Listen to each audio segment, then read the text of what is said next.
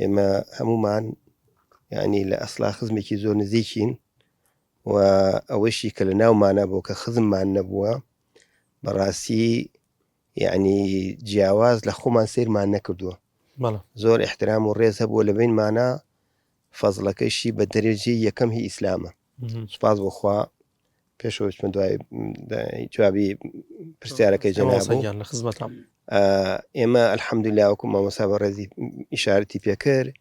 ئەم دێ سوپاس بخوا هەر لە مێژووە بەدیەکی ئیسلام و ئیسلام پەروەر ناسراوە